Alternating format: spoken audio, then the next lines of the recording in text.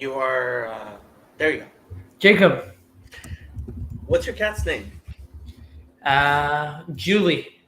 Julie. Yeah, I do not name my animals human names. I am totally morally opposed to naming my. Yeah, well, I'm from Israel, so Julie's not really in Israel. Julie's not really a name. So, and Yeah. Okay. that was the name of my cat, so this is Julie 2.0. Oh, And when I wow, grew up, that's and I was weird. I Like, was really little, so and okay. she died. She didn't have a long life. She was kind of like a street cat too. And in Israel, there's a lot of territorial battles that you need to have. So I think she lost one of them. Ooh, yeah, yeah. The cats in Israel are almost as tough as the people. Mm-hmm. Sabra cats. Mm-hmm. Yeah. Yeah, it's interesting. Yeah. Um, okay. So I thought we might be late today because I had something that was supposed to go until 4:30, but I didn't think it would go until 4:30. But then when it ended, I was like, and I started reading Discord, and you messaged me, and I was like, oh, I completely forgot. Mm-hmm. Yeah. Yeah. So here we are. So did you want to recap things? Are we good to keep on going? How do you want to do this? Well, I did use the summary thing where I look at the summary of our last conversation. Yeah, Ryan's doing all kinds of like he he like apparently can program things far faster than like any other person Mm-hmm. because so when he I don't know if I should say this on a live stream, but he has a capacity to program bots and stuff to do things that like it's like wow, he Mm-hmm. I was shocked that he has that comfort with programming, but apparently he does. So Yeah, that's pretty cool. I mean, yeah, you can do a bunch of stuff where it can make actions on behalf of you. yeah. So like his search engine for this little corner, and yeah, I guess you could call him the TLC landlord of So this is Ryan. Is this the Ryan that is in the book club? no. That's Australian Ryan. This That's is Australian. Ryan Lewis, who lives in Texas. Okay. I don't think I know him or I recognize the name, but yeah. He's a lurker. He did do a randos interview with PBK a while back. Mm-hmm. I don't know that he's actually. What does that sound as well? Sorry, I couldn't hear you. What were you saying? Oh, I think my connections. Yeah, it says my connection is unstable. Um, so Ryan, he did a randos interview with PBK Mm-hmm. a while back, but he's kind of your. Uh, did did you hear a sound?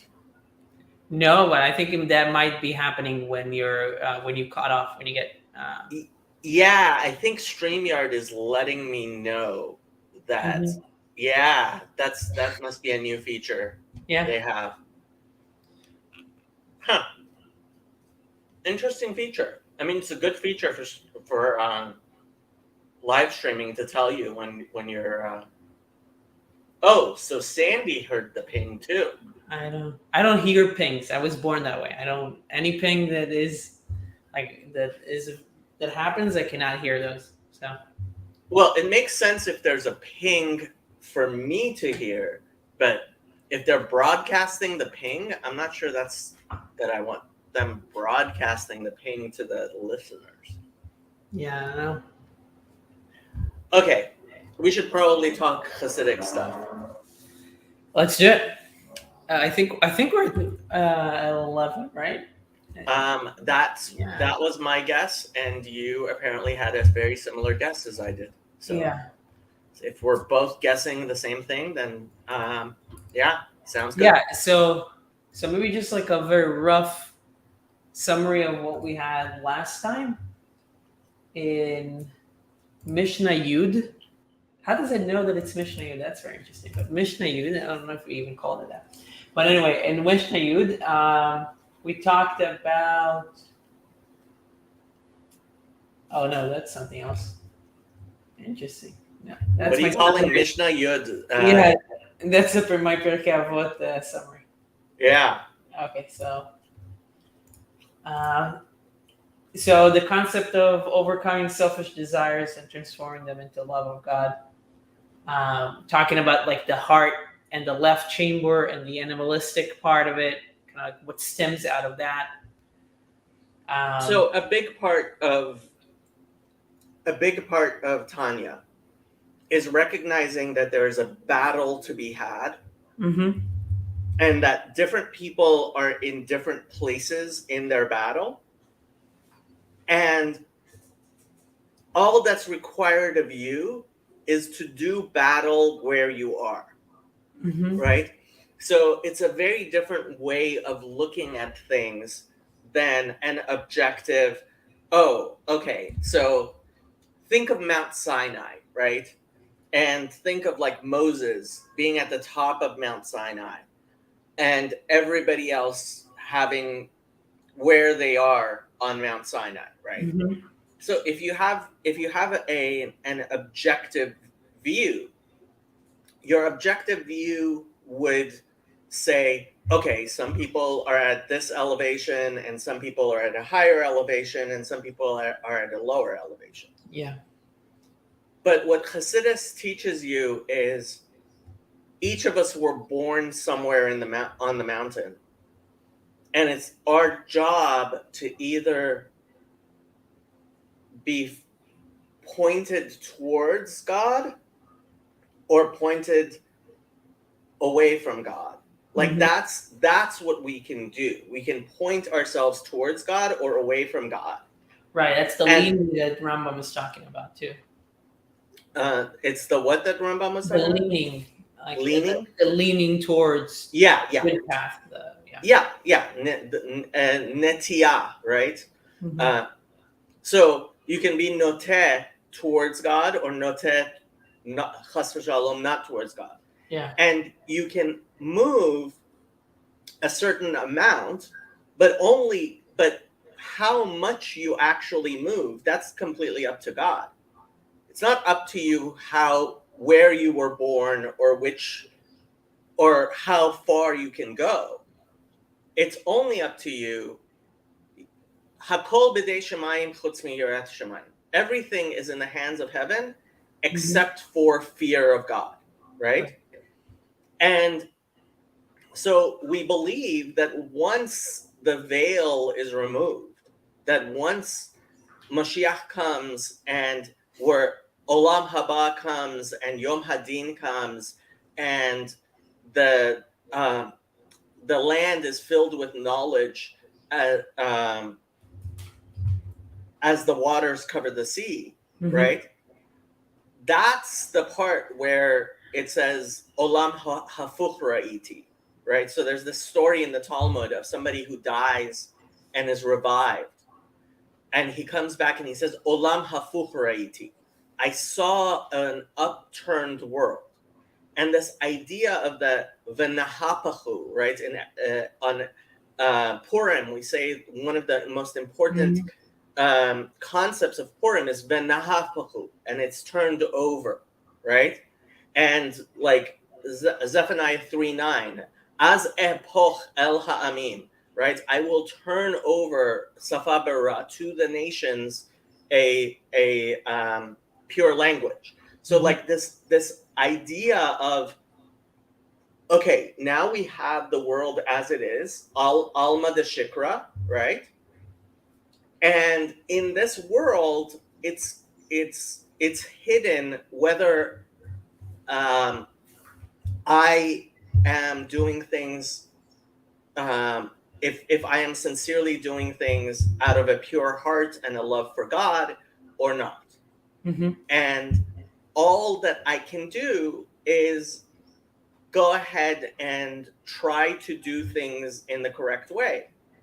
And it's when the revelation comes that God will then, you will then see, oh, you know what? This person who was a very simple person, who didn't, who um, few people even considered him, was actually one of the Lamed Vav Tzadikim Nistarim, one of the 36 hidden um, pious people that the entire world is stands upon, right?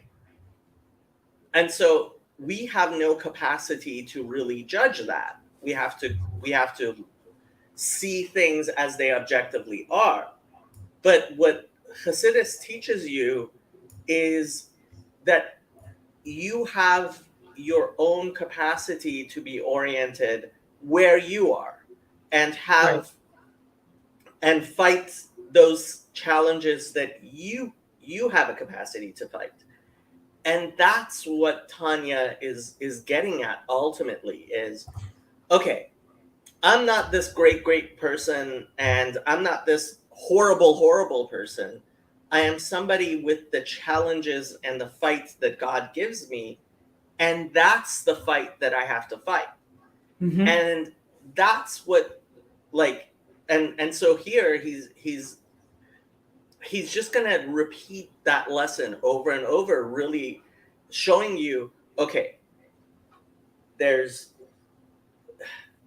there's this challenge, this fight going on here between these two things, and your job is just to fight a little bit, just to do your part and have faith that God will do the rest. Right. The fight the best you can, which might, yeah, the best we can at your capacity, which you're not maybe aware of completely, because that's like we said, it's like up to God. But you do fight the best you can. Yeah, Yeah. I think. I mean, kind of, we could discuss this before about like this being like a psychological truth of staggering your goals or how you view things. And I just listened to Rabbi Breidowitz also kind of like talking about something similar. And obviously his audience is Balei Tshuva. So he was, somebody was asking him, is somebody that's saying that he's only going to keep the Sabbath Deoraita? Is that good? And right of it says so only like the no, not the rabbinical necessarily, so only kind of like a few things. Um, that Rabbi Radovitz says that like it's good for people to start with something. It's good. Maybe not by itself is the ideal, but like to start with that or doing that versus not doing anything. Let's say to keep Yeah. the Sabbath there specifically is is better. So Yeah. yeah, and he said, I wonder if this connects. Maybe this only like a little bit, but like he was also mentioning this in another question, but I think it might connect. But he was saying something, mentioning something from Pirkei Avot, from Ethics of the Fathers, about lefum tzara agra. Yeah. Lefum Right? tzara agra. Yeah. Right. So I mean, if you have some kind of struggle and you overcome it, even though you're not the best that somebody else can be, because you're coming from a lower place, but you've come up a certain degree, you're still you a reward is given to you. Yeah. Yeah. Yeah. Yeah. That is one of the 13 principles of Jewish faith. That there is that we believe God will um, reward people according to their merits Mm-hmm. and punish them according to their sins. Right. And only he can do that perfectly. And we simply have to have a simple faith that, okay, God is going to be just.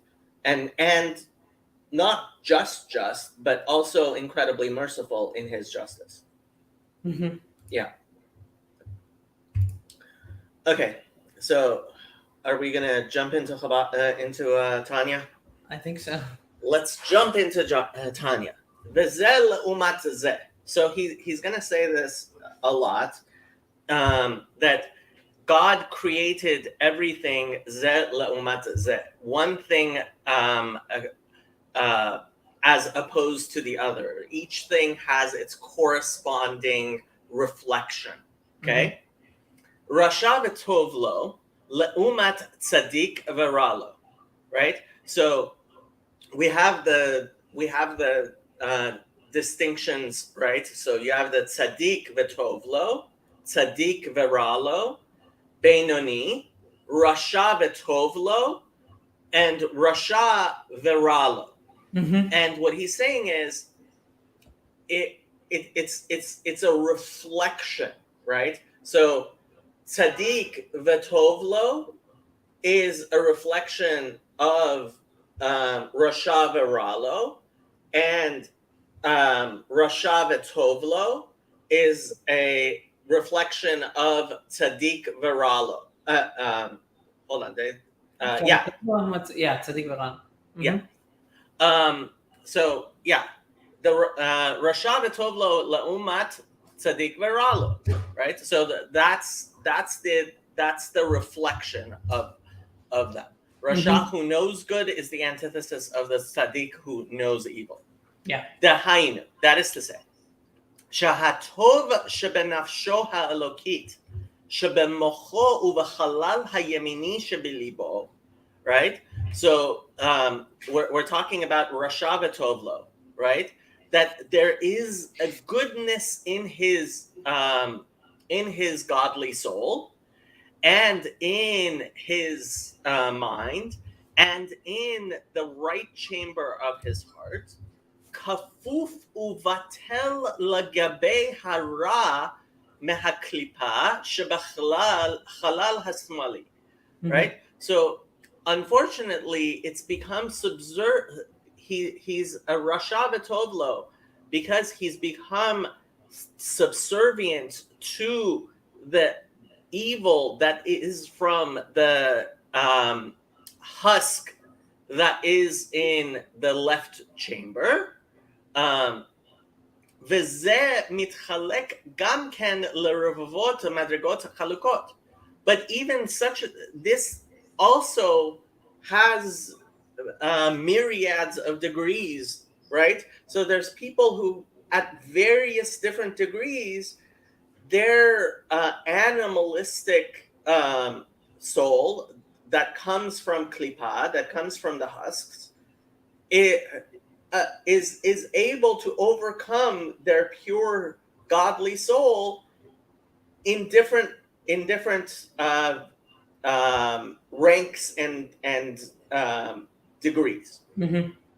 Be'inyan kamut ve'echut habitul ukififat hatov l'ra chas v'shalom. Basically what I just said. Yesh mi shehakafifa v'habitul etzlo ma'at mizer. There are people who this type of being subservience and nullification is just a tiny, exceedingly minor thing. Va'af gam zot eino b'timidut, and even this isn't something that is constantly. Velot hadir lefrakim krovim, right? And it's not something that's constantly done. Eila le'itim rechokim mitgaber hara al hatov.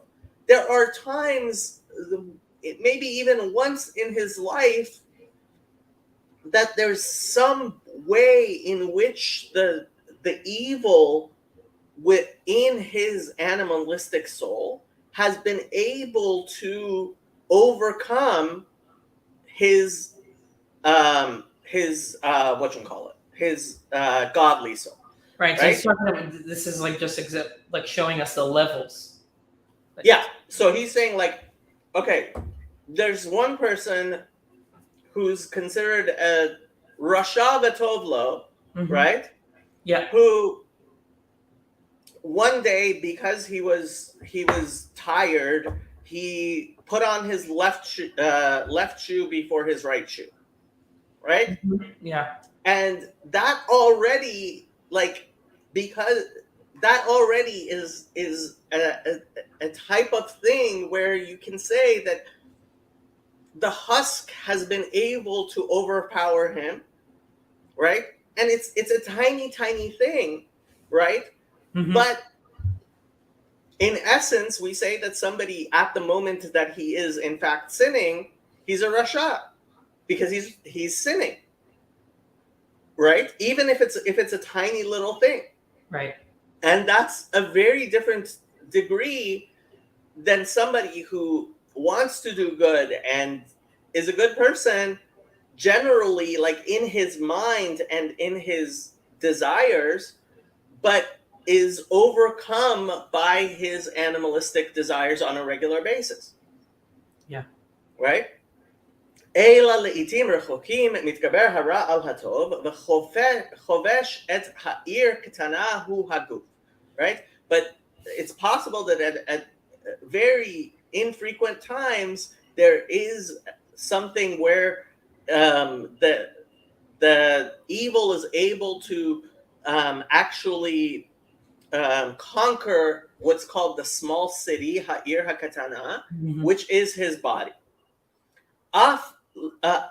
Lo kulo ela mikstato levad, and even that is not completely his entire body, but even one little thing. Sheyihyeh sar lemishmato, subjecting it, that part of the body, to its discipline, right? To listening to the klipa. Lo merkava, and he becomes a chariot to that evil thing. Right.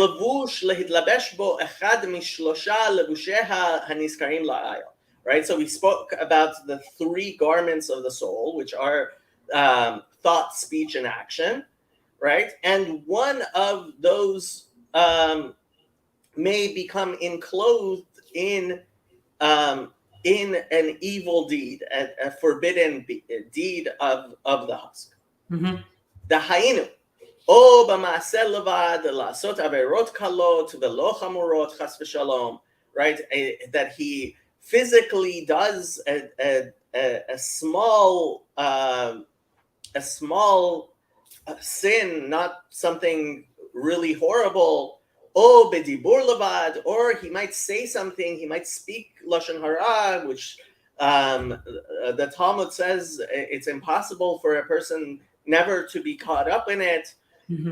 Ledaber avak lashon hara, avak lashon hara. So the dust of lashon hara, as Maimonides explains. So what's the dust of lashon hara? Let's say that you are in front of someone else, and you say, for example, Ryan is a great guy, right? Yeah. And it's true, Ryan is a great guy, but this person doesn't like Ryan.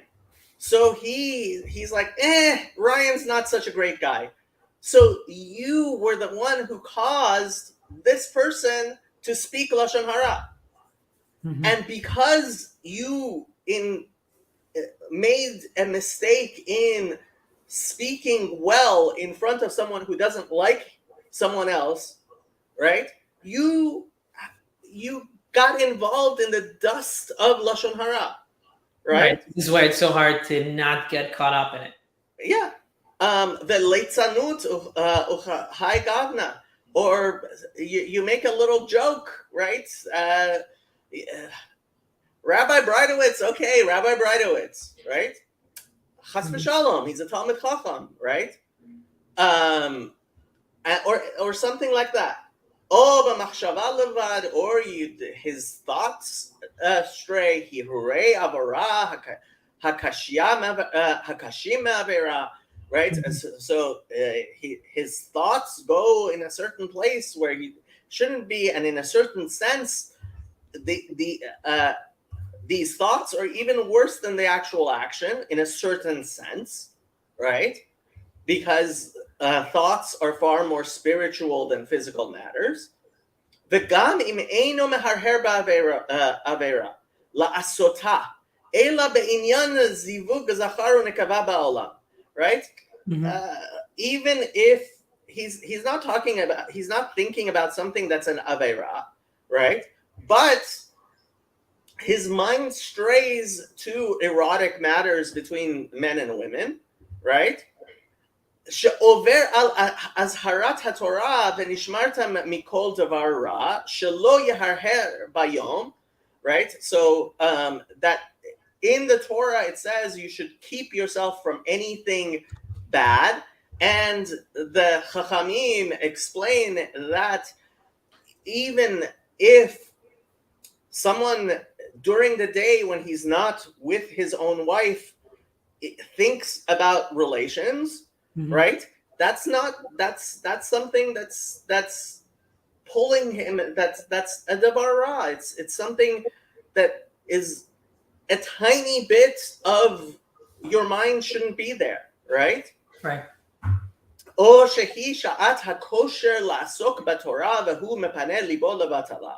Or he has a time when he could be studying Torah and instead he's playing Minecraft, Hashem Yerachem, right?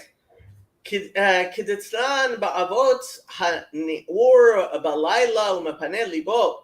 Like you will eventually get to where it says in Pirkei Avot in chapter 3, somebody who's awake at night and isn't thinking about Torah, chayav benafsho.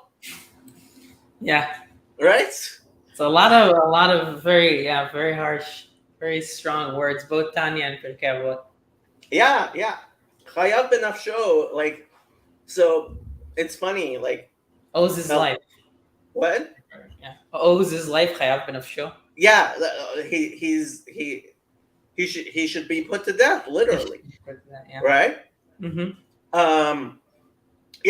We don't usually have people come on during the streams, Kirk. This stream.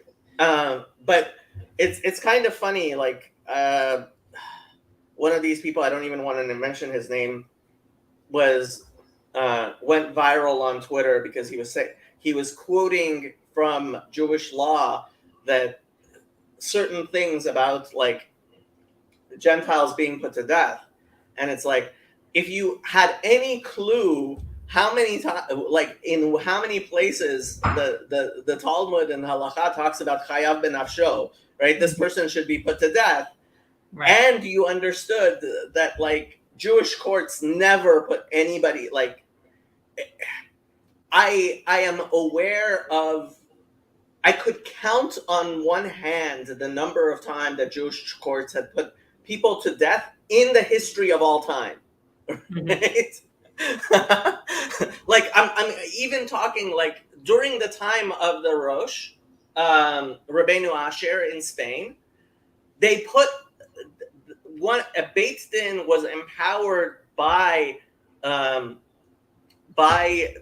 king to put murderers to death themselves, and they put one person to death. And Rabbeinu Asher talks about in his works, I heard that such a thing happened, right? And he's like, they did the right thing. This was a murderer, and the king, like he's explaining, but it's like this is such a rare thing, right? Like but it needs that much explanation. It warrants even mentioning, right? But if you're just reading Chayav Benafsho, that's what happens when you read things out of context. Anyway. Yeah, so I guess I wonder. Yeah, I'm just I don't know how to put it. I'm trying to think about this because like we just mentioned, these are very, I don't know if harsh is the right word, but like as we read this, you know, he says like, yeah, even thinking about something is bad for you to do. But then as we discuss this, we are able to caveat that or kind of explain the context.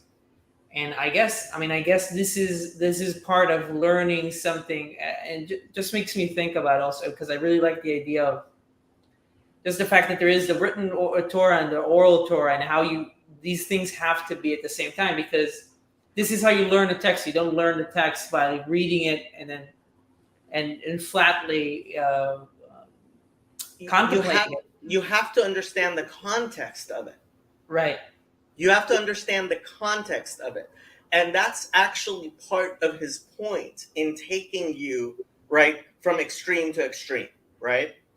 Right. So and he does this over and over again. And like he explains, oh, even if somebody does this little sin, right, that nobody can, like, frankly, I can't imagine who could possibly read this chapter and like, if you're such a good person, actually, that you can't see how you have sinned at least even once in your life in one of these ways, Right.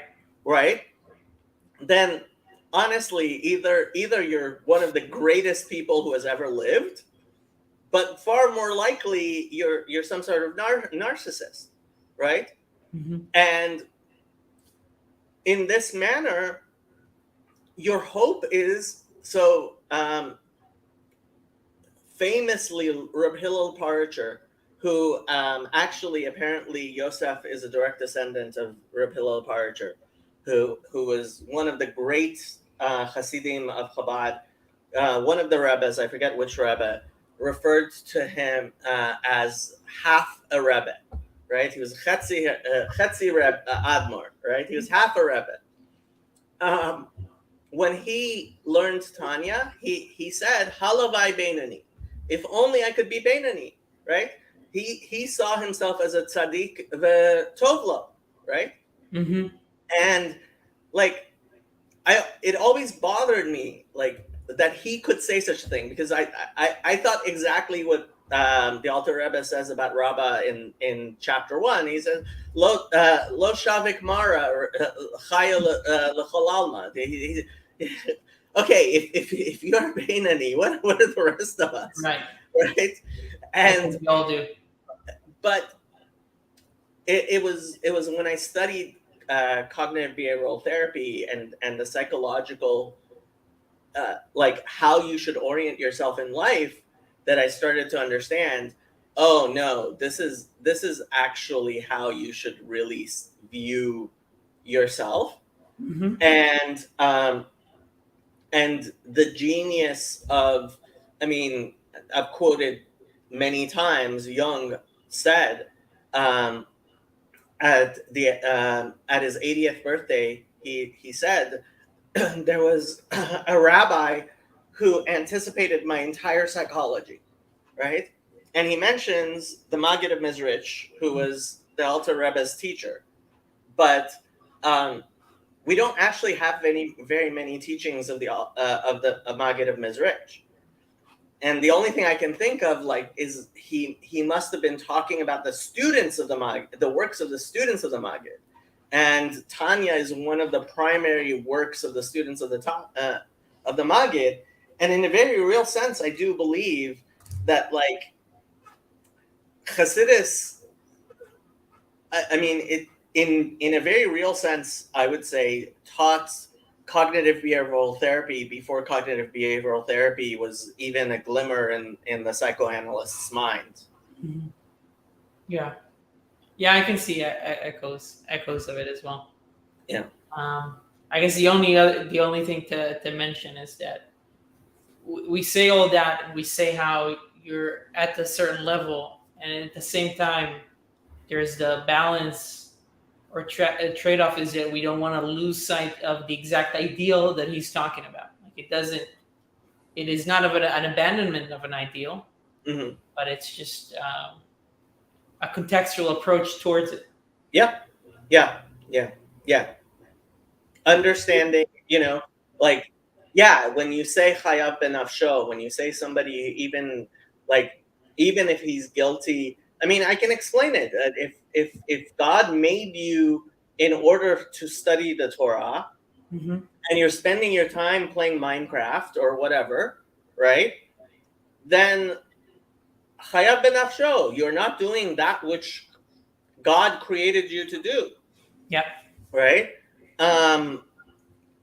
But at the same time, that has to be understood contextually in who you are and what your level is. And like, so whenever somebody says to me they're the worst of sinners, I ask them, so how many people did you kill, rape, and eat? Not necessarily in that order today. And nobody's told me they've killed, raped, and eaten anybody. A good circle of friends. Okay. Yeah. But look, there's Jeffrey Dahmer. Right? So why would God allow Minecraft to be created if he didn't want me to play it? Now any question? In order to test you, my friend. In order to test you.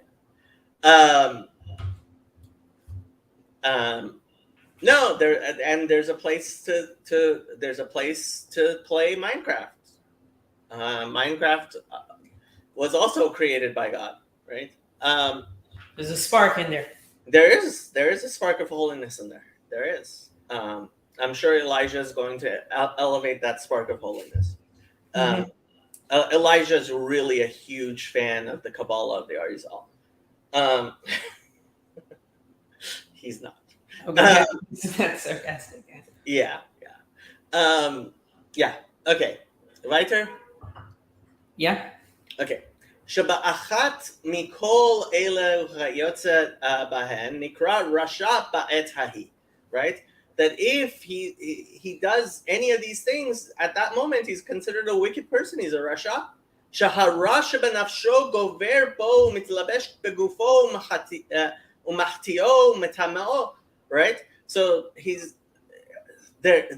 That evil that is in his animalistic soul, right, has been able to grasp his body and cause him to sin and become impure.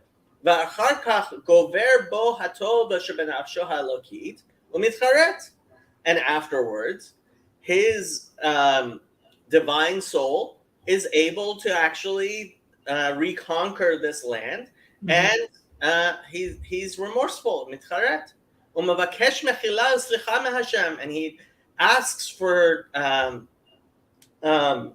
pardon and forgiveness from God. והשם יסלח לו, and God will forgive him.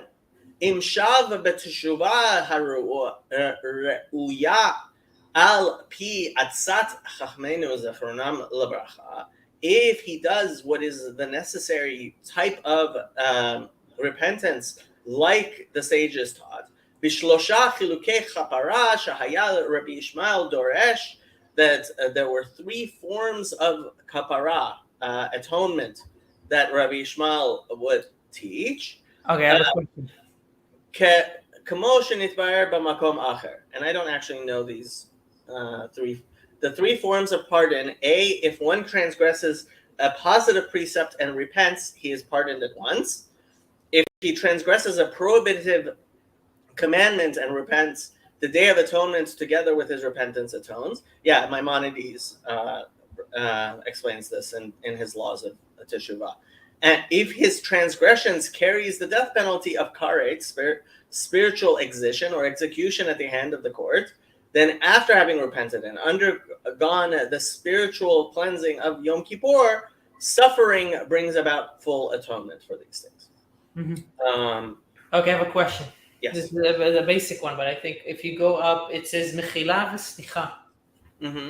Why does it say both? Like, what's the difference? I mean, partially, I think he's just being poetic. Okay. I mean, so I don't know what.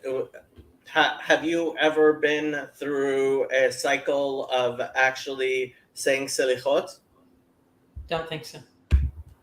So Sephardim say selichot the entirety of Elul. And if you ever get a chance to go to a Sephardi selichot, it's something. For me, it's huge, and it. But Ashkenazim also they do slichot not as much as Sephardim and not as long and not as good. Well, but they also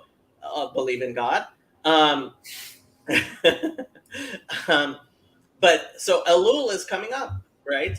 And Right. you're going to get a chance to say selichot, and when you go through some time of actually saying a slichot service, you realize like marbe betachanunim. It's funny. My uncle says it's always the people who do the fewest sins who are in synagogue from day till night, like repenting of their sins. Yeah, I was actually going to pull this up at the Kotel, Elijah, and I love the Zohar T-shirt every day. I just for that I'm gonna have to get. I love the Zohar T-shirts for the Discord server. Mm-hmm. Uh, that um, but and in a sense he's right. Like, and my uncle makes some jokes about people like that. He's like, at the very least, go and like participate in some orgies, and then you can Mm-hmm. go and like say slichot for a whole month and fast and stuff, right? It's like he's like it's never the people who are like having all the fun, Correlated, yeah. right? Yeah, I could see that was a joke in a Tanya. People that you see that are really like, yeah, definitely in Yom Kippur. Young people that are like get the most religious, if you catch them outside Yom Kippur, you need to like stay away from them. Maybe some of them, but I mean they're Yeah, really some of bad them, yeah. people, yeah. But I mean, so mechila uslicha, right? Once you listen to selichot, you're not going to wonder why there are so many different lashonot. Like it's the repetitive language is pretty repetitive when it Yeah, I gets think to it's something for me also to understand when I read, if I read the Torah or the Mhm. Mishnah, I guess maybe I could put it there. Every word, it's like I can maybe assume that it's Mm. less poetic, or its emphasis is less. It has more of that kind of, I don't know if significance is the right word, but it's, yeah. Okay, so when you study Talmud, Hmm. like the Talmud will be very medayek, will Right. be very precise in every word of the Mishnah, Hmm. right? And it'll ask very like, why does it say this? Why does it say that? And we certainly do that by the Torah. Hmm. But one thing, once you study enough Talmud, you'll also get, if it is every once in a while, it'll say, "Oh, it said it because it's poetic," right? Hmm. It's like it asks the question, like, "Why is this?" And then sometimes it's like, "Okay, it's just poetic. That's why, right?" Right. Or like, so there's a famous scene in the Talmud where the rabbis are discussing exactly. I forget what the rule is. Like, what is the measurement where a chicken, like, if a chick gets so far from its mother hen, the mother hen uh, will no longer recognize it, and so it's it's somehow some halacha where they're discussing this shiur, this exact measurement, and Rabbi Yirmiyah asks, "What if the chick has 1 foot within 40 cubits and 1 foot outside of the 40 cubits?" And the Talmud says, and that's when they kicked him out of the Beit Midrash. Yeah. Yeah. So Rabbi Yirmiyah got kicked out of the Beit Midrash because that question was just too far, Yeah. right? And there is a point um, at which okay, you're taking it, you're being too medayek, um, and everything is ultimately contextual, right? Hmm. Yeah. So I don't know if I am at the level. I maybe like the 20th or 50th time you go through Tanya, then you ask, here, why does it say mechila and slicha? And sometimes there are notes, like the Rebbe says, like he's like, oh, here it's very medayek in the language. If there is a diuk there, I'm not at the level to be able to explain it to you. Yeah, yeah. Somebody's asking if it's the Baba Kama, the scene that you described. It could be. The Babas are known to be three of the hardest tractates in the entirety of the Talmud, and I've never learned any of the Babas. So there you go. Okay. V'yesh mi shahara gover bo yoter, but there are people who it's worse. Umitlabshim bo kol shlosha levushim shel hara chas v'shalom. Right? That simultaneously all three of their garments, right? Thought, speech, and action, all of them are turned towards evil. Umachtiyon ba'averot chamurot yoter chas v'shalom. Right? And he does even worse sins. Ubi'itim keruvim yoter, and he does it more frequently. Ach beintayim mitcharet, but intermittently he's sorry for it. Ubayim lo hirhurei teshuvah, and he sometimes has thoughts of repentance. Mi bechinat hatov shebenafsho, from the good that is in his soul. Shemitgaber k'tzat beintayim, that it's able to have a little bit of showing. Ela she'ein lo hitgabrut kol kach lenatseach et hara. But it's not capable of completely defeating the evil. Lifrosh mechatav legamrei lihyot modeh ve'ozev, right? That he should be a person who gets to the level of admitting, confessing his sins and leaving them forever. Va'al zeh amru Rabbeinu Zechronam Levracha, Rashayim meleim charatot. And that's what the rabbis mean when they say in Nedarim that even evildoers are filled with remorse. Shehem rov harashayim, that we're talking about most of the wicked people. Sheyesh bechinat tov benafsham adayin. They still have some capacity. They understand what they're doing is wrong, right? Right. So they have remorse, but for some of them it doesn't add up to a reversal of the action of the clothing, taking the clothing off. Yep. Ach mishay eino mitcharet laolam, but somebody who never is sorry, ve'ein ba'im lo hirei teshuvah klal, and he is never repentant. That person nikra rasha v'rala. That person is truly an evil person. Shehara shebenafsho hu levado nishar bekirbo. That all that's in him is he's totally depraved.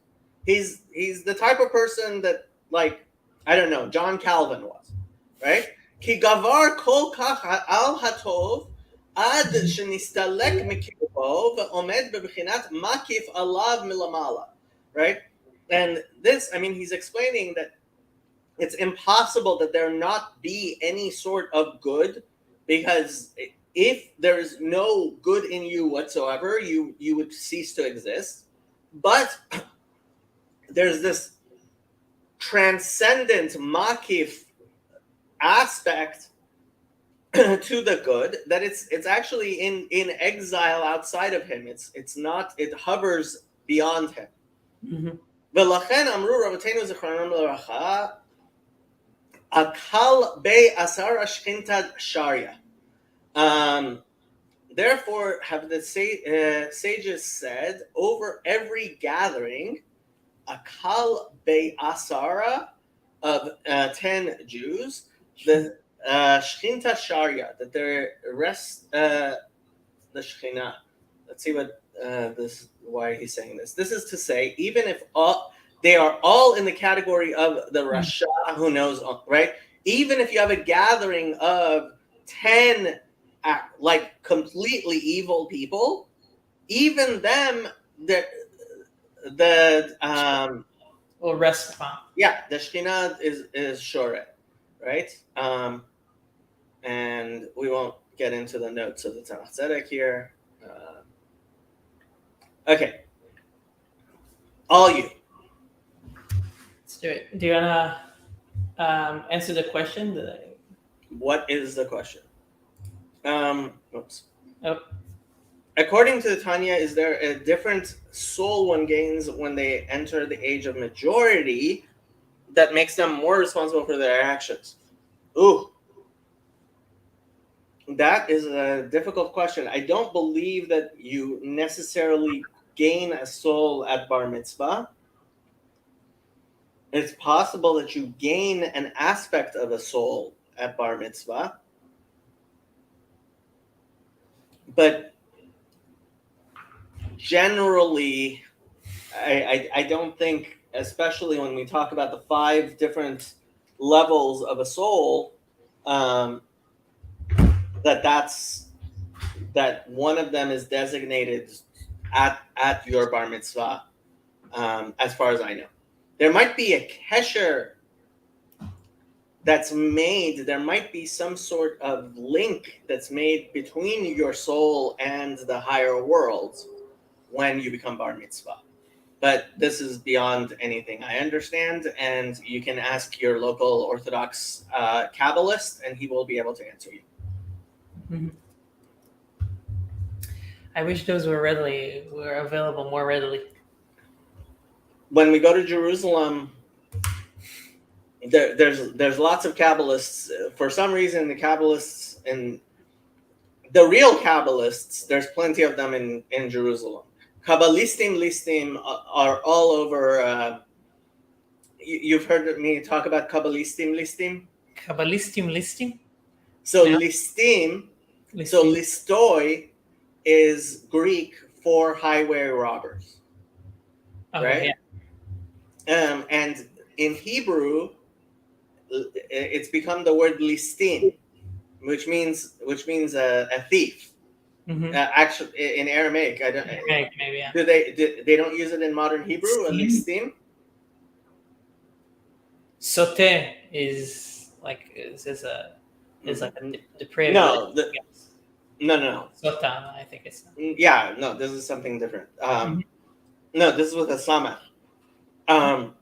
It comes from the Greek listoi, which means highway robber. Rabbi Shotet, there is something. Yeah. Shotet. So I had a rabbi who called them Kabbalistim listim, the people who are Kabbalistim, who are actually highway robbers. Right. Okay. And unfortunately, if you look up so Haaretz had a list of the 10 richest rabbis in Israel.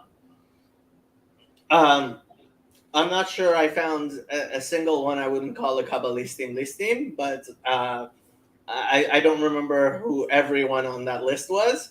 Let's put it this way: Rubo Kekulo, they were listing. Mm-hmm. But yeah. And yet the Shekhinah will rest upon them when they. If the 10 richest Kabbalistim listim charlatans in all of Israel get together, I wouldn't want to be in the room, but because who knows, God may decide at that moment to take his vengeance. But if he doesn't, then they will also make a minyan and they can say Kedusha. Yeah. Okay. So new chapter 12, right? Yeah. והבינוני הוא שלעולם אין הרע גובר כל כך לכבוש את העיר הקטנה. So the Beinoni, the intermediate man, is he in whom the evil of the animal soul never attains enough power to conquer the small city. להתלבש בגוף להחטיאו, so as to clothe itself in the body and make it sin. דיינו, ששלושה לבושי נפש הבהמית, שהם מחשבה, דיבור ומעשה שמצד הקליפה, that is to say, the 3 garments of the animal soul, thought, speech, and action, originating in the klipa, in the left ventricle, right?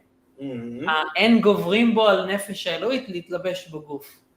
Do not prevail within him over the divine soul to the extent of clothing themselves in the body. Mhm. במוח ובפה ובשאר רמ"ח איברים, להחטיאם ולטמאם חס ושלום. Mm. So neither does this happen in the brain, in the mouth, and the rest of the body to make them sin and Yep. impure. רק 3 לבושי הנפש האלוהית הם לבדם מתלבשים בגוף, שהם מחשבה, דיבור ומעשה של תרי"ג מצוות התורה. Only the 3 garments of the divine soul, they alone manifest themselves in the body, these being the thought, speech, and action related to the 613 commandments of the Torah. Mhm. ולא עבר עבירה מימיו ולא יעבור לעולם. The Benoni has never committed any transgression, nor will he ever transgress. ולא נקרא עליו שם רשע אפילו שעה אחת ורגע אחד כל ימיו. The name Rasha was never mentioned about him, even temporarily. Yeah. I guess this is why Rava is able to call himself Benoni. Yep. החמאות ועצמות נפש האלוהית שהן 10 בחינותיה. However, the essence and being of the divine soul, which are its 10 faculties. When he says the 10 faculties, he means the 10 ספירות. Yeah. לא להן לבדן המלוכה והממשלה בעיר קטנה. Do not hold the undisputed sovereignty and sway over the small city, the body. So wait, can we... What was that? So he's saying with a Benoni, even though he never sins, there is still the capacity to sin within him, even though he never does it. Right. So it's not that his divine soul has complete dominion. Mm-hmm. It's that it still is, but it always controls all 3 of his thoughts, his speech, and his action are always ultimately in Torah, but there's still a struggle there. Yeah.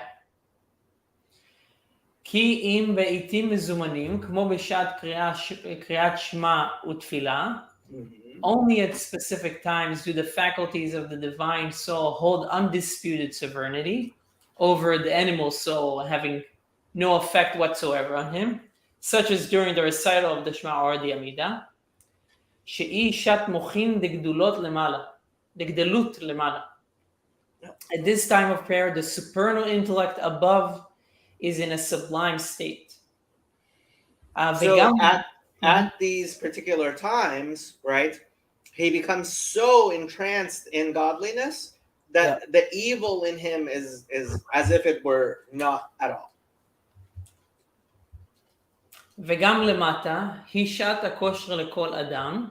Likewise below, in this physical world, the time of prayer is propitious for every man to ascend. Propitious, yes. Propitious.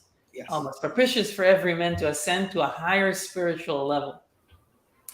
שאז מקשר חוכמה בינה דעת שלו להשם. Then during the recital of the Shema or during prayer, the Benoni binds his chabad, his intellectual faculties, consisting of chokhmah, bina, and dat, to God. Yeah. I would have assumed that, like, when you're connecting chokhmah, bina, dat, that he says it's during prayer. Wouldn't it also be true that it happens when you're in the act of making a mitzvah?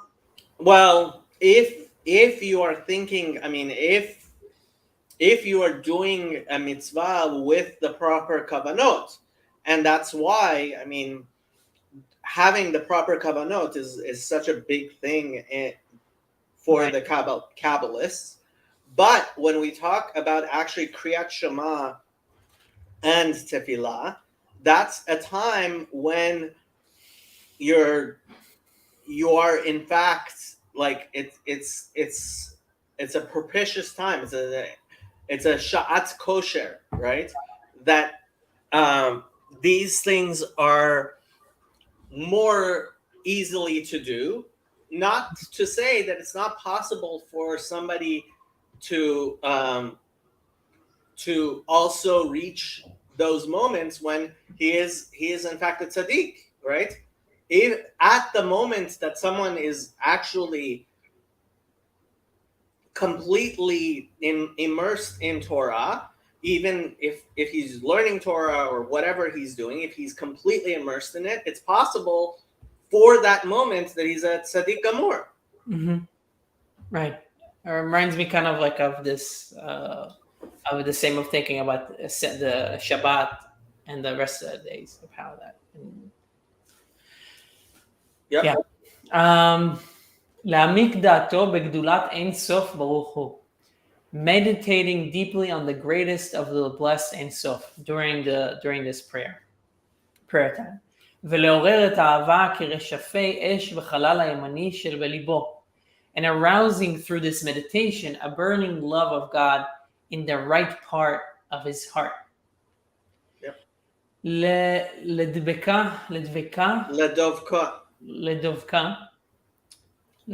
There's no there's no.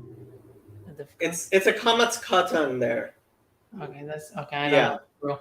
But okay. לדבקה בו בקיום התורה ומצוותיה מאהבה. This love, in turn, leads the Benoni to desire to cleave to him by means of fulfilling the Torah and its commandments out of love. שזהו עניין המבואר בקריאת שמע דאורייתא. This arousal of the love of God and its accompanying resolve to adhere to Torah and mitzvot and thereby to cleave to him is the essential subject of the Shema, which the biblical commandment enjoins us to recite.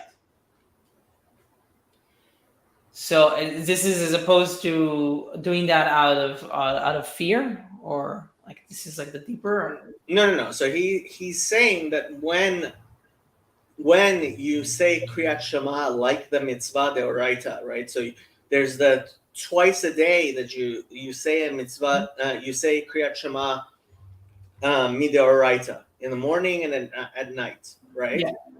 At that moment, it has that specific capacity to awaken the love and arouse love for God because of its particular capacity as Kriyat Shema Deoraita. Right. Got it. Okay. וברכותיה שלפניה ולאחריה, שאין מדרבנן, אין הכנה לקיום הקריאת שמע, כמו שנתברר במקום אחר.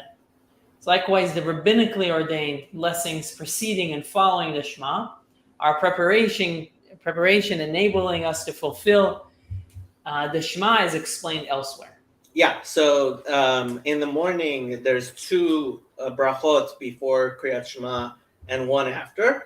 And at night, there's 2 before and 2 after. And there are 7 brachot in total.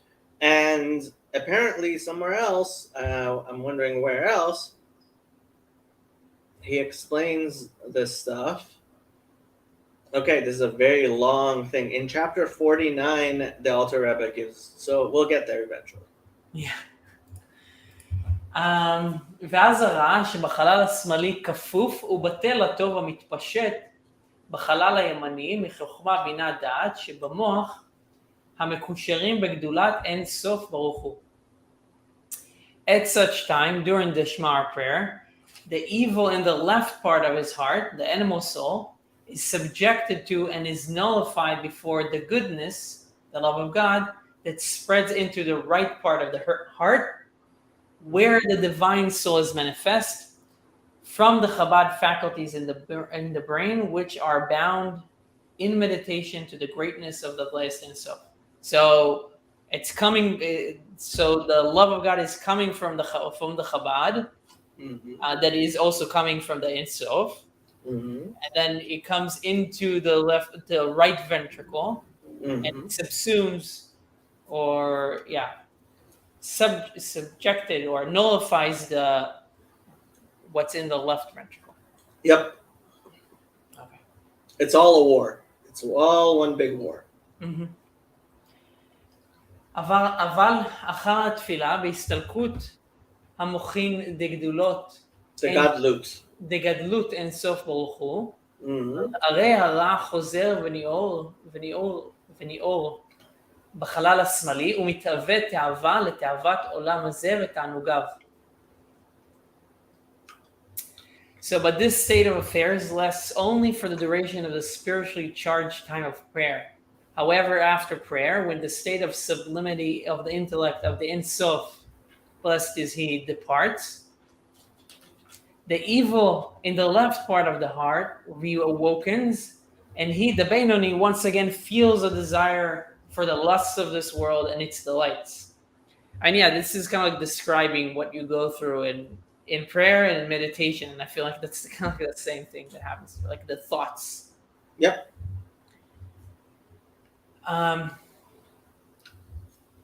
רק מפני שלא לו לבדו משפט המלוכה והממשלה בעיר, אינו יכול להוציא תאוותו מכוח אל הפועל, להתלבש באיברי הגוף.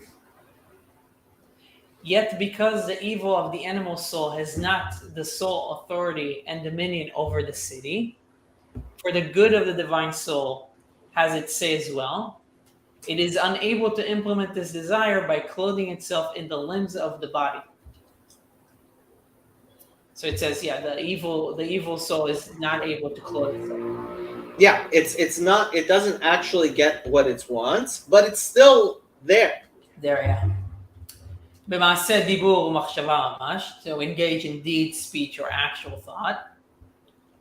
להעמיק, it's interesting. It says actual thought, as opposed, like that's the most actual thing, right? Mamash. So, machshava mamash, yeah. Right. I think he's distinguishing between hirurim, which are not exactly completely thought. Yeah. But he also said about how machshava is like the most spiritual thing.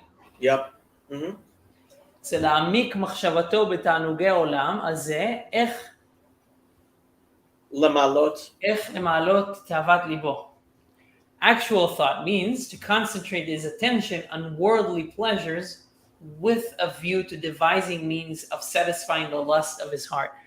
This is interesting because in psychology, and I just know this from my wife, you have what is called, in clinical psychology, you have what is called, I forgot the words for it, the term, but somebody that is wants to commit suicide or suicidal ideation, and actually like making, so you could have somebody that's having suicidal ideation is actually at a lower level where it's not as dangerous. They're not as dangerous for them if they're just thinking about it abstractly.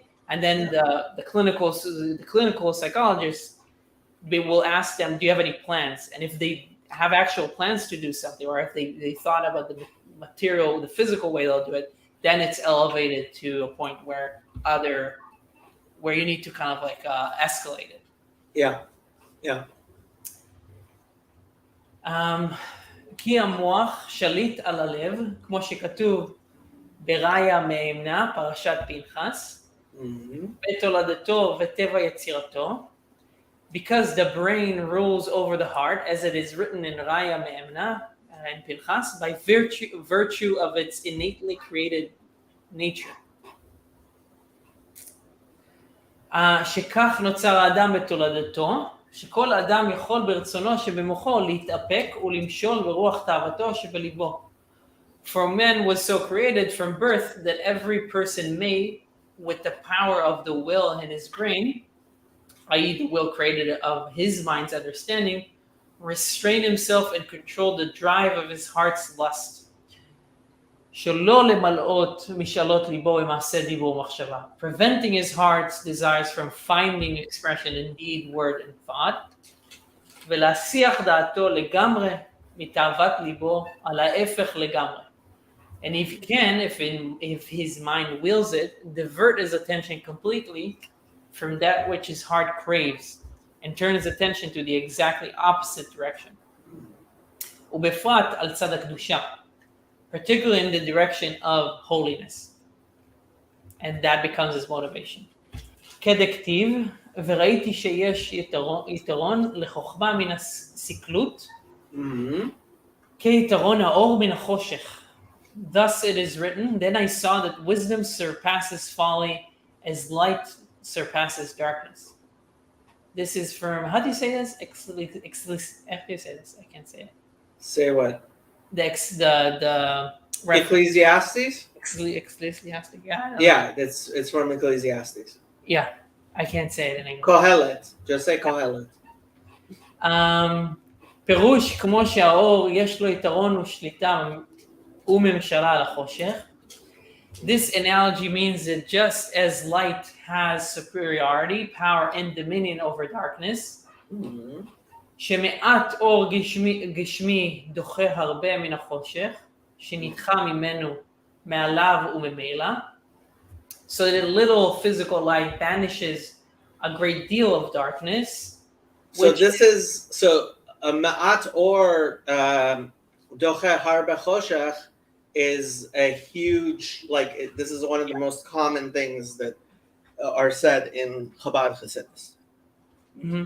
A little light will push off much darkness. Right. This is the idea about a small, just do the mitzvah. Just do a mitzvah. Just put feeling today. Mm-hmm. Yeah. One more mitzvah, Yep.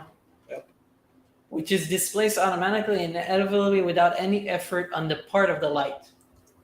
שנדחה ממנו מעליו וממילא. What does it mean, any effort of the light? I don't know if I can see it in the Hebrew. מעליו וממילא. ממילא? Why does it say no? Yeah, I don't know where, without any effort on the part. Well, I guess he's saying that once you light a candle, boom, the darkness is gone. Mm-hmm. But I'm not sure exactly where he got without any effort on the part of the light. You might be elaborating on this. כך נדחה ממילא סקלות הרבה של הקליפה ובסטרא אחרא שבחלל השמאלי. So is there driven away automatically much foolishness of the klipa and sitra achra of the animal soul located in the left part of the heart. Yep. כמאמר רבותינו זיכרונם לברכה, אלא אם כן נכנס בו רוח שטות. Yeah, אין אדם חוטא אלא שנכנס בו רוח שטות. A person will never sin unless there was a spirit of folly that entered him. מפני החוכמה שבנפש האלוהית שבמוח, by the wisdom of the divine soul that is in the brain, אשר רצונה למשול לבדה בעיר, ולהתלבש בשלושה לבושיה הנזכרים לעיל, בכל הגוף כולו כנזכר לעיל, which desires to rule alone over the city, and the body, and to pervade the entire body by means of its aforementioned three garments. שאין מחשבה, דיבור, מעשה של תרי"ג מצוות התורה, כנזכר לעיל.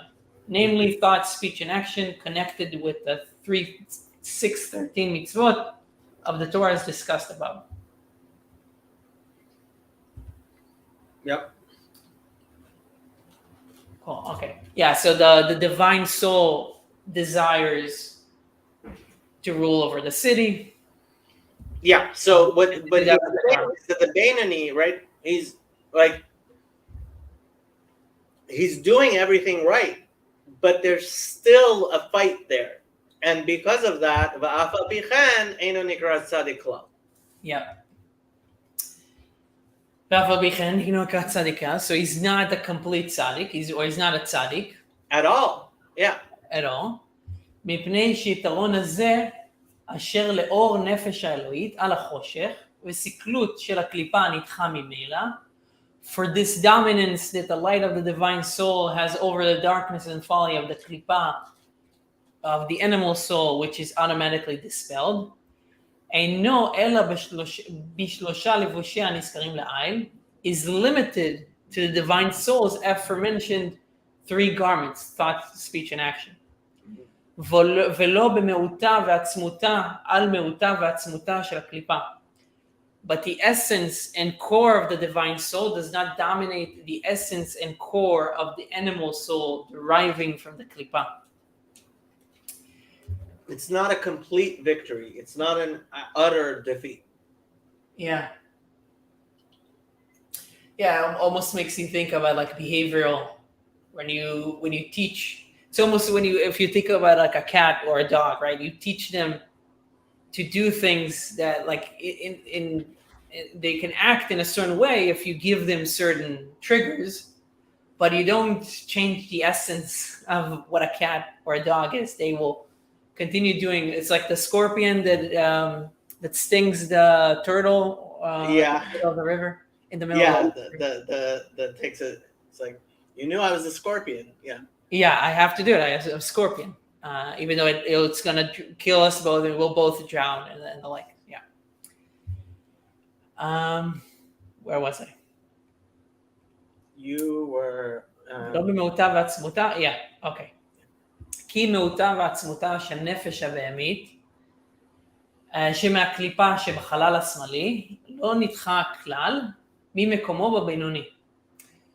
For in the Beinoni, the essence and core of the animal soul, originating in the klipa, which is lodged in the left part of the heart, remains undisturbed, not displaced. אחר התפילה שאין רשפי אש אהבת השם בהתגלות ליבו בחלל הימני. After prayer, when the burning love of God is no longer in a revealed state in the right part of his heart, כי אם תוכו רצוף אהבה מסותרת, שהיא האהבה הטבעית שבנפש האלוהית, כמו שהתבהר לכמן. What is it? אהבה מסותרת? Where's that? So he's saying that there are times when, okay, so even though the halal smali is where the nefesh habahamit, which is from the klipa, resides, there's still a hidden love of God even there. Mm-hmm. Right? And what happens is that during Kriyat Shema and Amidah, Shat Tefillah, but for a Beinani, that halal smali is overtaken, and this hidden love is revealed for a moment, but it's not permanently revealed. It goes back to being a hidden love of God that is hidden behind this animal soul. Yeah. ואזי יכול להיות סיכלות הכסיל הרע בהתגלות ליבו בחלל השמאלי. Then after prayer, it is possible for the folly of the wicked fool, the animal soul, to reveal itself in the left part of the heart. להתאבות תאווה לכל ענייני גשמיות עולם זה, בין בהיתר, בין באיסור, חס ושלום. Craving all physical matters of this world, whether permitted or whether prohibited, God forbid. What does this mean? So even, I mean, the fact that his heart may desire, even like if you have a desire for, like, it's not forbidden, but even a desire for mundane things, since it's not a desire for godliness like you would have at the time of prayer, right? That's already a taiva. It's already a desire and a lust that really shouldn't be there, but it is, and that's why he's referred to as a Beinani. Okay, so let me be difficult. How is this not like this particular thing? I can see how you, but let me just ask it. How is this not particular thing denying kind of like the in some way kind of like the merit of the physical world? You know what I mean? I'm saying it harshly, obviously, but I'm trying to look. Ultimately, ultimately the good of the physical world is for mitzvot, not for Mhm. themselves, right? So I was talking to somebody else about his relationship with his wife, and I was telling him, look, the holiest thing you can do is to be with your wife. That's Mhm. one of the most holy things you can do. And even if it's not having children, it's still, if you're doing it for the purpose of, being together with your wife and shalom bayit and all that, right? So there's a level where someone is having intimate relations with his wife because he wants to have kids, and that's okay. Kiyum hamitzvah, it's the holiest thing. And there's a level where he's having intimate relations with his wife, and it's good for his relationship with his wife, great. But he's Mhm. not thinking about having kids, and he's not so much thinking about the mitzvah. And so the guy said to me, well, that's not why I have sex with my wife. Right? Like, okay, so you know what?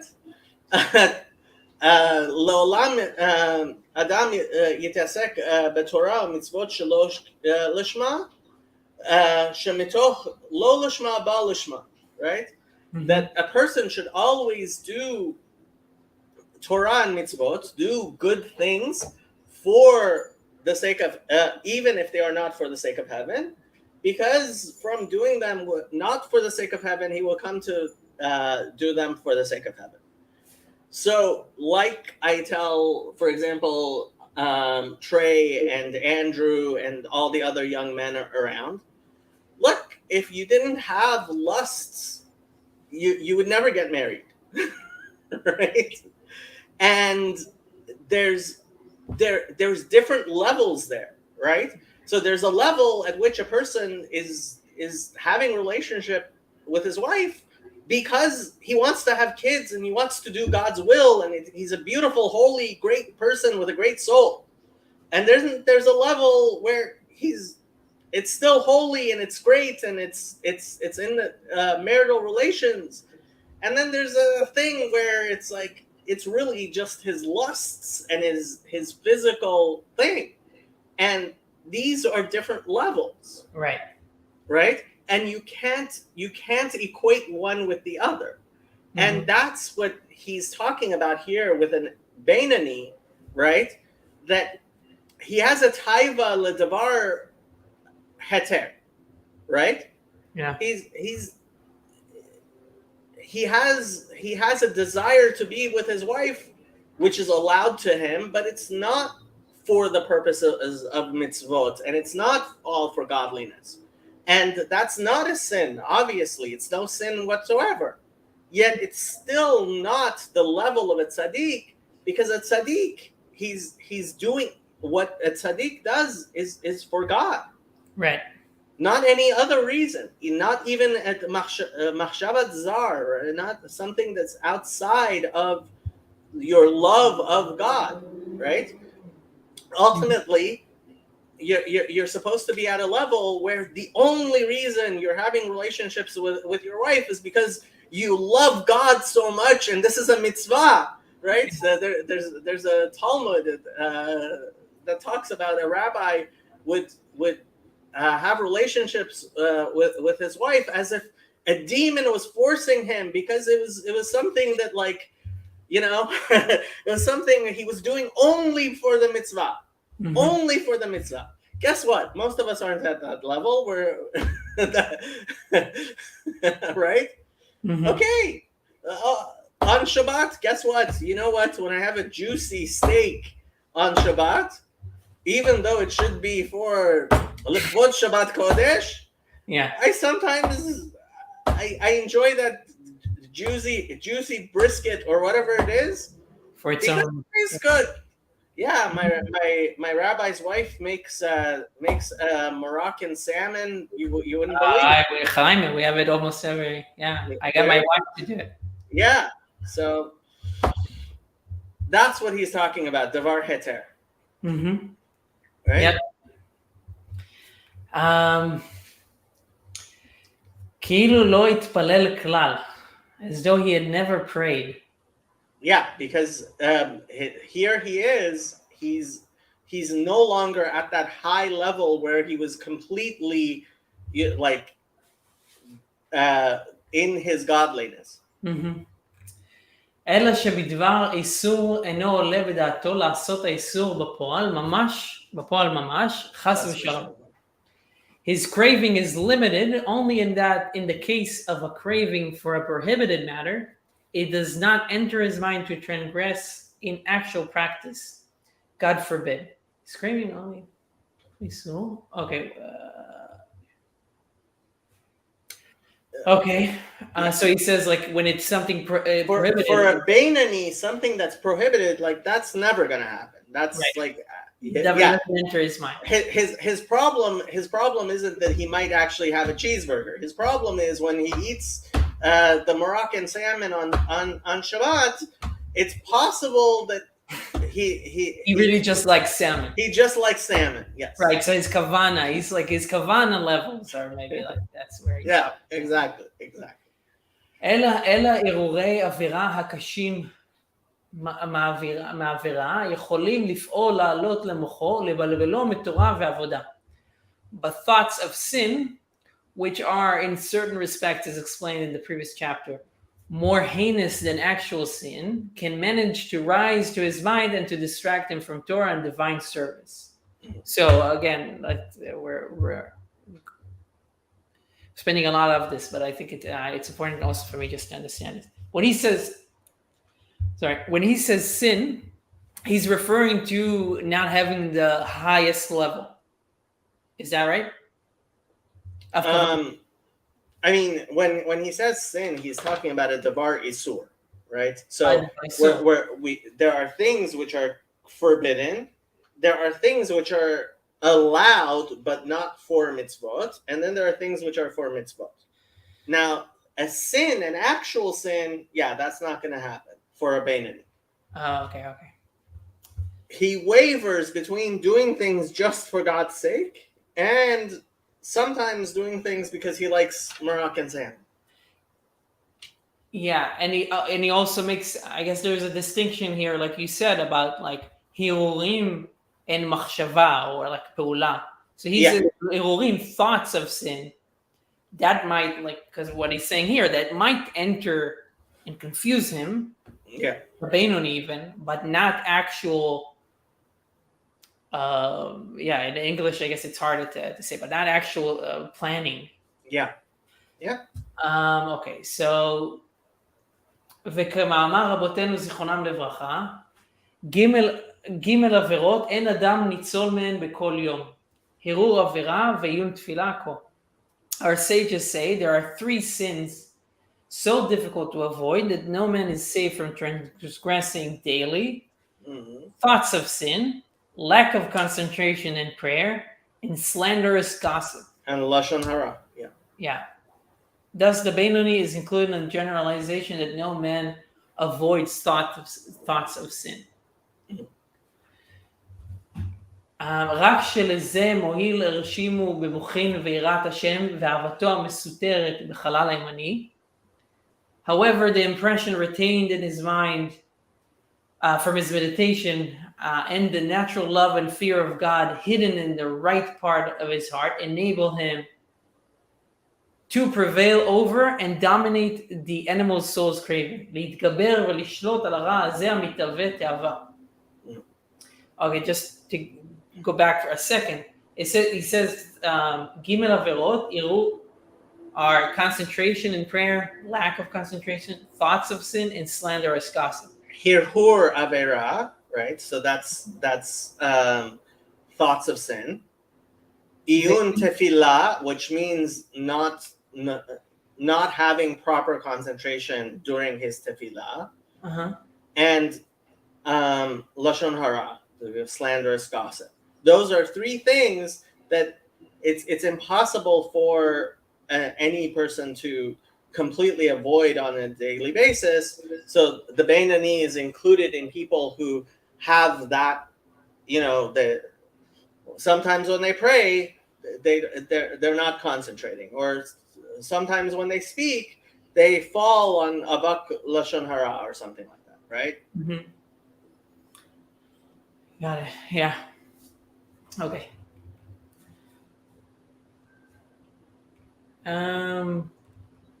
Rak.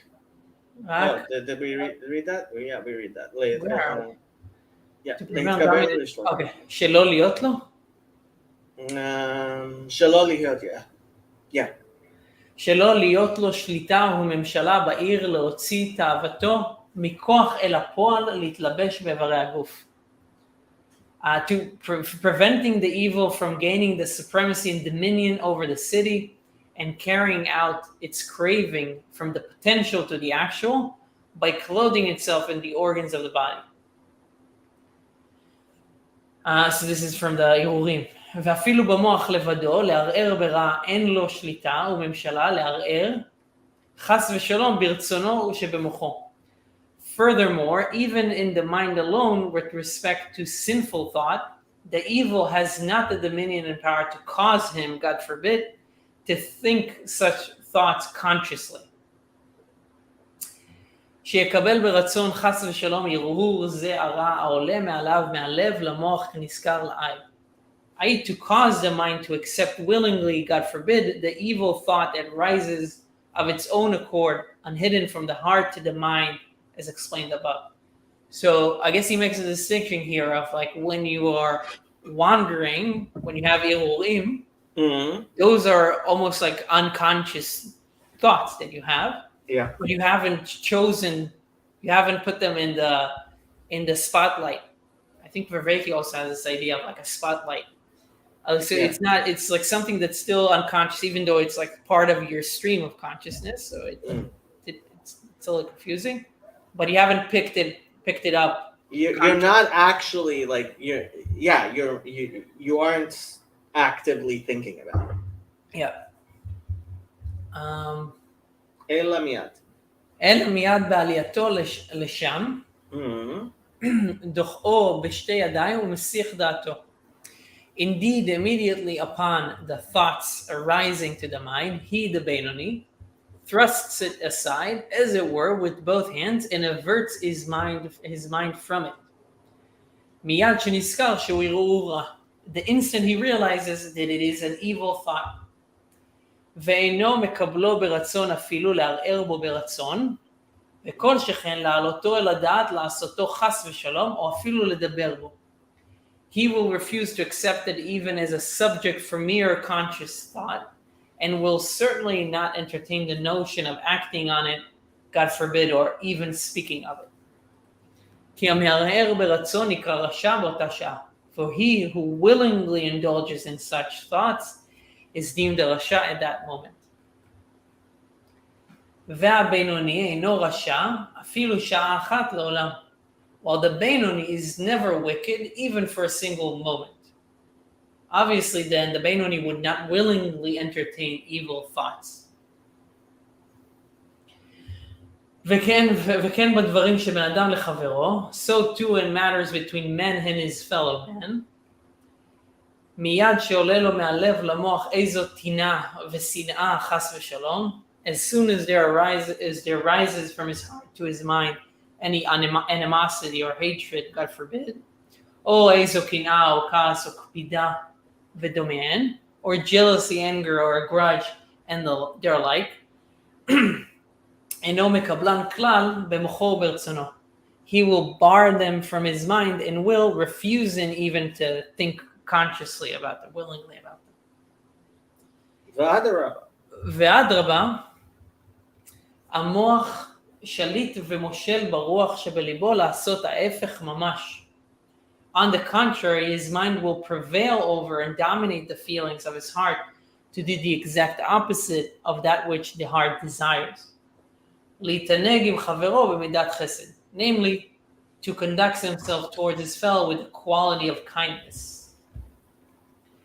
וחיבה יתרה מודעת לו, לסבול ממנו עד הקצה האחרון.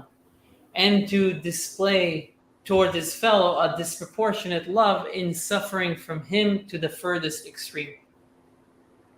ולא לכעוס חס ושלום, וגם שלא לשלם לו que para lo chas v'shalom, without being provoked into anger, God forbid, or to take revenge in kind, God forbid. Lo לשלם לו כפועלו, is that like to Not to take revenge. L'shalem lo kefeolah. Not to do to him how he did to him. right, Right? tit for tat. Yeah. אלא אדרבה לגמול לחייבים טובות, but on the contrary, to repay offenders with favors. כמו שכתוב בזוהר, ללמוד מיוסף עם אחיו. As taught in the Zohar, Elijah's favorite book, that we should learn from the example of Joseph's conduct with his brothers. Yeah. So I'll just tell a story and then maybe catch up on the comments.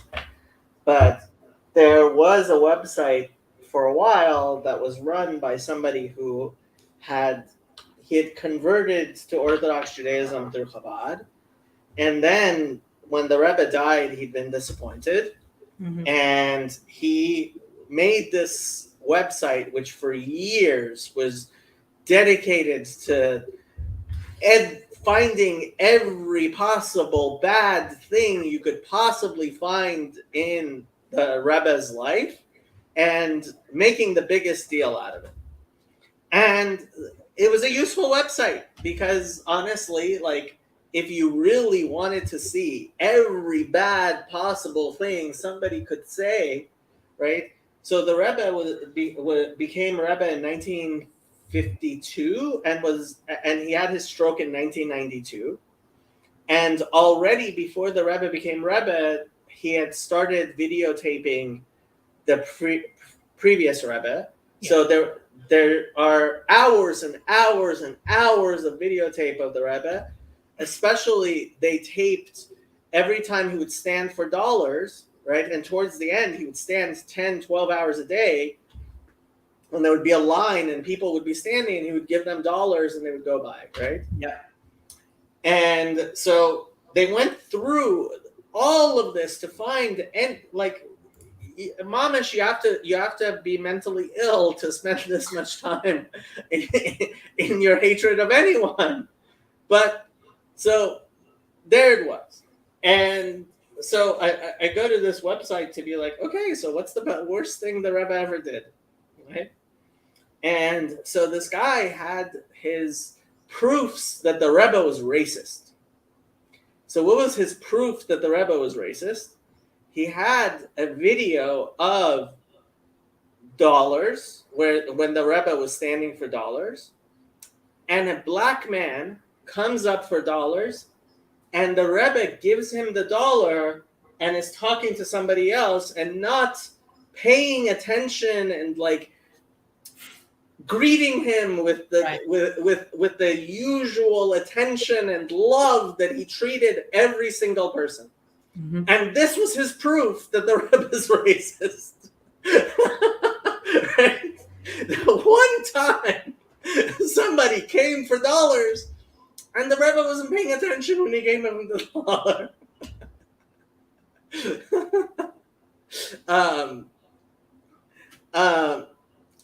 So, you know, it's related to the discussion we're having on the Discord server because, like, for me, like, when you, I don't know if you've been following the discussion, but you might have. Yeah. So Bazani's like we're talking about this type of things that John Chrysostom wrote. So that right, and he's like, well, I mean, look, and it's like, and my response was,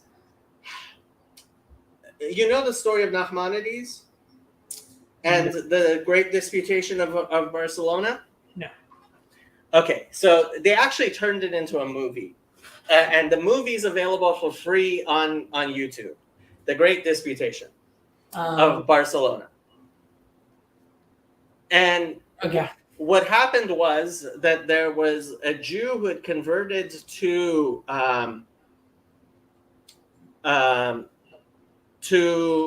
Catholicism. His name was Pablo Cristiani, Friar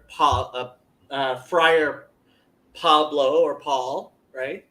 Mm-hmm. And he had convinced the king of Spain that if he were to force the greatest rabbis to have a disputation, he could prove that Judaism is wrong and all the Jews should convert, right?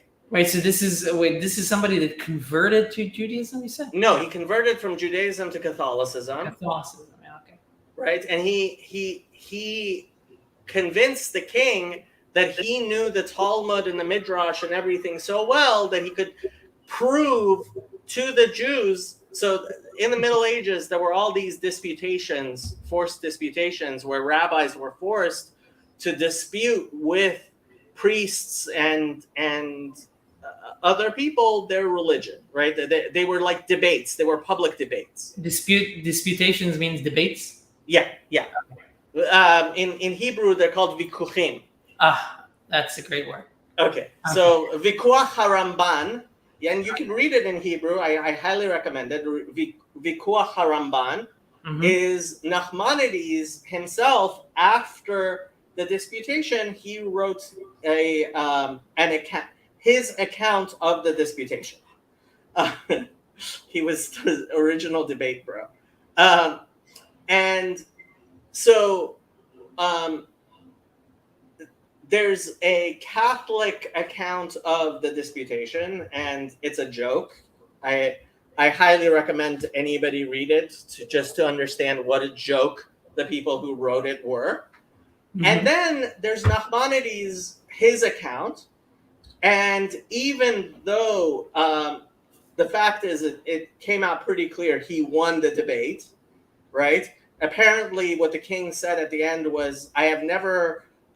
Heard someone defend so well a cause so obviously wrong, right?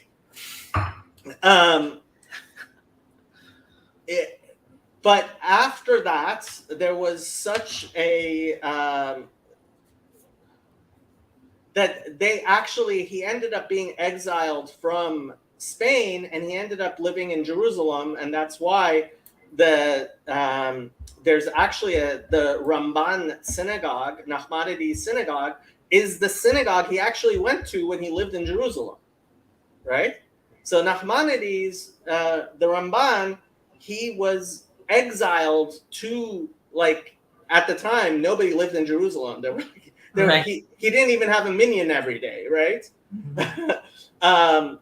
From being one of the greatest sages and courtiers of the thing, but so he certainly had good reason to write all kinds of horrible things about the Christians and the king and the right. And you read Vikuach HaRamban, and he writes it like a kind, saintly person with great charity. Right? And it's like, no, I'm sorry. These are the types of people that we consider great saintly people in Judaism. And these are the types of people we've always like, this is what it means to be godly, to be like Nachmanides, that after undergoing the type of ordeal that he did at the disputation, when you read his account of it, it's actually a very charitable and kind account. Mm-hmm. Right? Yeah, so I just had to rant for a little bit about that. I never do that. Okay, so and you said that turned into a movie, and Dustin Hoffman is Nachmanides? No, it's like a BBC movie with like Shakespearean actors and stuff, but it's not bad. It's actually I would watch it. It's not a bad movie. It's on YouTube. I'll find it and post it in links. Isn't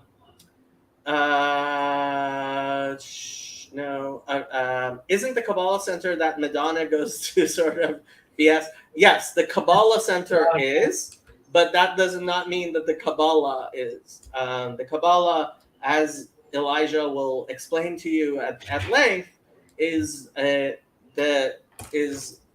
the heart of Torah, the inner aspects of the Torah. is there a reason Tractate Shabbat is separated from Tractate Eruvin? Okay, so canonically there are 60 tractates in the Talmud, but if you look at all of the tractates, you'll see that there are 63 tractates in the Talmud. So the question becomes, what are the 3 extra tractates? So one of the things is, generally what people will say is that the 3 Babas are one tractate, not 3 different tractates. So that brings it down to 61 because 3 becomes 1. Not the Trinity, but and most people will say Makot is actually the same tractate. It's the last part of Sanhedrin. So Sanhedrin goes into Makot, and whether or not those two are, but I believe some people say that actually Shabbat and Eruvin are the same tractate. But what exactly the 60 tractates are, the fact is we have 63 tractates.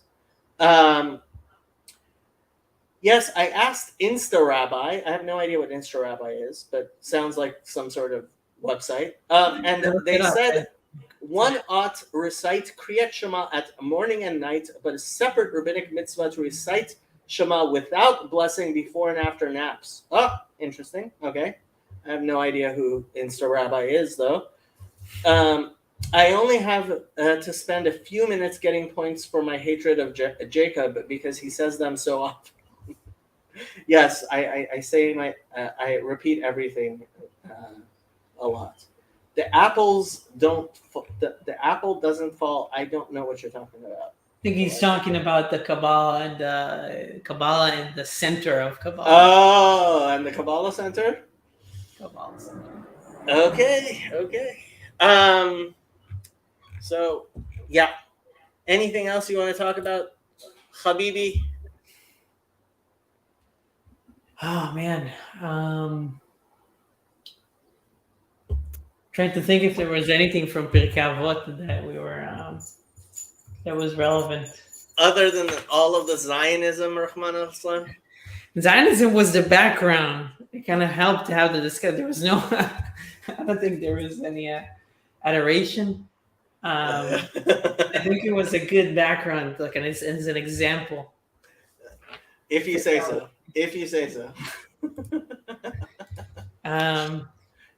I'm sorry, but I still call Lod Airport. I don't call Lod Airport by that man's name. So yeah. Anytime somebody tries to convince me that man did something for Torah, I have a very hard time believing it. I better watch out, or Jacob will start throwing esrogs at me when we meet. Don't worry, I will never throw an esrog at you. Esrogs are way too expensive for that. I don't know. Have you ever bought an etrog? I don't know if I bought an etrog, but I held one, or like I definitely tried to get my hands on one. Yeah. There was an Israeli movie a few years ago about an etrog called The Diamond. Okay. Yeah, if you haven't seen it, it's worth seeing. It's a Haredi. It was like the first Haredi movie, and it's about this guy who I'm gonna spoil the movie. So it's about this guy who, instead of paying rent, spends 1,000 shekel buying this etrog that he really wants. And one of the first things that happens is he buys it and then he goes and puts it someplace, and then his brother comes to his house to sleep over, and he lets his brother sleep over, and he wakes up and his brother has made a salad and and he used it, and he's like, this lemon doesn't have much juice. Yeah. It's actually a good movie, and I'm sorry I spoiled that part of it for you. So that's the climax of the movie? No, the climax of the movie. And then the brother makes kapara, is like pardon for his sins. So exactly what happens after that, but I think this was in the first half of the movie that happens. Like he sees this etrog and he really wants it, and he goes behind his wife's back and he spends the rent money on this etrog, Yeah. and then his brother eats it. That's bad.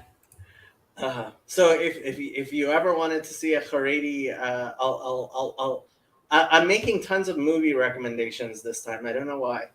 I know there's Ushpizim. That's a famous Israeli movie that's also centered. It's On not. Sukkot is that's not the one I'm thinking of though. I It's don't think. Shulirand, I think. I'm pretty sure it's Shulirand. Ushpizin? Oh yeah, that is the movie.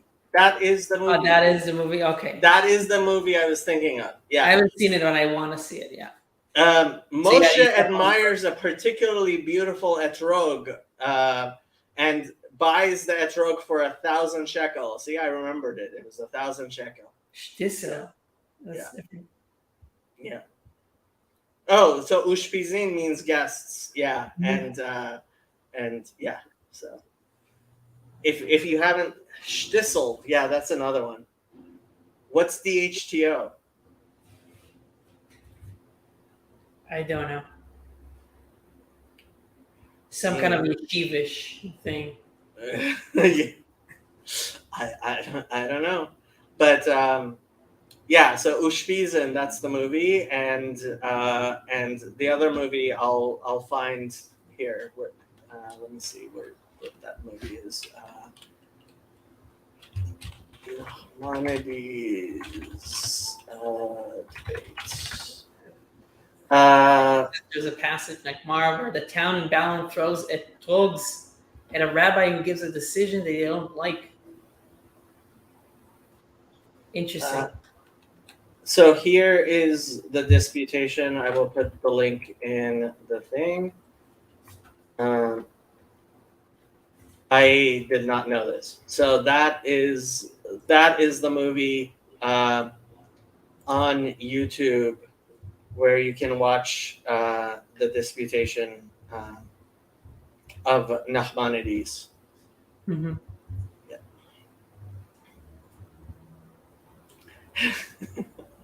I come to learn, and all I hear is Batala. I'm sorry, Rabbi. I'm very sorry, Rabbi Daniel Shalom. When are we going to learn Talmud? I'm actually. So actually, you know what, Rabbi Daniel Shalom? My next quarter, I'm going to be very busy. I don't know if I'm going to be able to continue this. Somebody has to continue this. And So, teach this lowly Jew some good Torah. Yeah, I'm gonna need some help with something. Daniel Shalom, I guess you're going to be teaching Tanya when my next quarter starts at the end of August. You have 1 month to prepare. And then you're going to have to take over this year. So, yeah, and don't tell me you don't have time because you listen every week.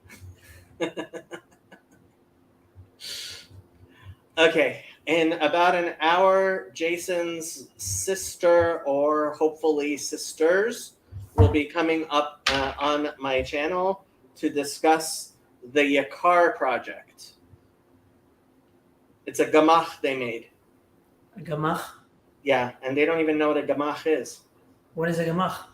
Gemilut Chasadim. Okay. A gamach is how you refer to an NGO in Hebrew. Right. Yeah. I guess you call it an amuta, something like that. Yeah. Like a non-profit almost, but like, yeah. That's interesting. So they made it. They're going to talk about it. They are going to talk about it. Yes. Yeah, I think I'm going to end the broadcast. Sounds good.